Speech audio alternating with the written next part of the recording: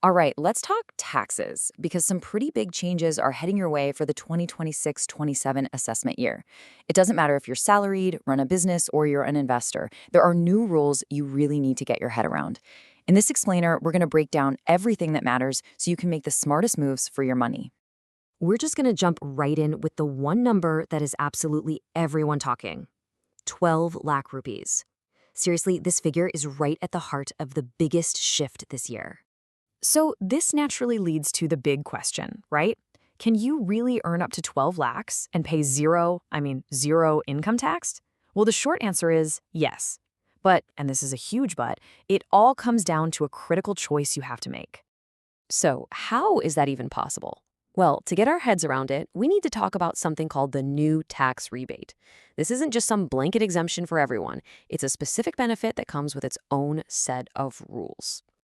The magic behind that 12 lakh number is the tax rebate, specifically under Section 87A. Think of it this way. It's not that your income itself is tax-free. Instead, the government calculates the tax you owe and then gives you this huge discount that completely wipes it out, but only if your income is under a certain limit.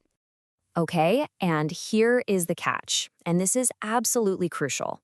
This incredibly powerful rebate, the one that can bring your tax bill all the way down to zero on an income up to 12 lakhs, is only available if you opt for the new tax regime. And that right there brings us to the biggest decision you'll probably have to make this tax season. Do you stick with the familiar old regime, or do you make the leap to the new one? Trust me, your choice will directly affect how much money you take home. So here's the trade-off in a nutshell. The new regime, it gives you that amazing 12 lakh tax-free ceiling and generally lower tax rates. The price? You have to give up most of those big deductions we're used to. On the other hand, the old regime has a much lower tax-free limit of 5 lakhs, but it lets you slash your taxable income using things like ADC investments, HRA, and your home loan interest. You can kind of see what the government is aiming for here, right? They're nudging people towards a simpler system with less paperwork. Okay, so you might be thinking, what if I pick the new regime, but I make more than 12 lakhs? Great question.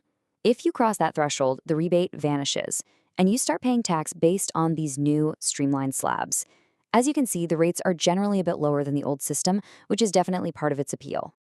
All right, let's pivot a little bit and talk directly to all you investors out there. Because it's not just about your salary, your capital gains are also seeing some pretty important changes this year. First up, short-term capital gains. You know, the profit you make from selling stocks or equity funds you've held for less than a year. Well, the tax rate on those gains has jumped from a flat 15% up to a new flat rate of 20%. And yep, it's a pretty similar story for your long-term gains. That's profits from assets you've held for over a year. That tax rate has also been bumped up, going from 10% to 12.5%. That's definitely a change you'll want to factor into your long-term investment plans. But hey, it's not all bad news. There is a silver lining here for the long-term investors. The government has kept the exemption of 1,25,000 rupees on long-term capital gains. So that first chunk of your profit is still completely tax-free, which is great. Okay, listen up, because this is a rule you absolutely cannot forget. That amazing 12 lakh rupee rebate we've been talking about, it works on your salary, your business income, stuff like that. But it does not apply to your capital gains. You will pay tax on your investment profits no matter which regime you choose. All right, we've gone through the what, now let's get into the when. Time to talk deadlines. You might want to grab your calendar for this. So here's the breakdown for the 2026 tax season. Filing should kick off around April 1st, as usual. For most salaried folks, the deadline is still July 31st. But check this out, this is a big change. For non-audit businesses, the deadline has been pushed back to August 31st. And for companies, the deadline is still over in October. But what if life just happens and you miss your deadline? We've all been there. Don't worry, there's a safety net, but you've got to understand how it works. So if you can't get it done by your due date, you can file what's called a belated return. It basically lets you still meet your tax obligations, but you guessed it, it usually comes with a late filing fee. So it's always better to hit that first deadline if you can. And this is the final no more chances date you have to burn into your memory.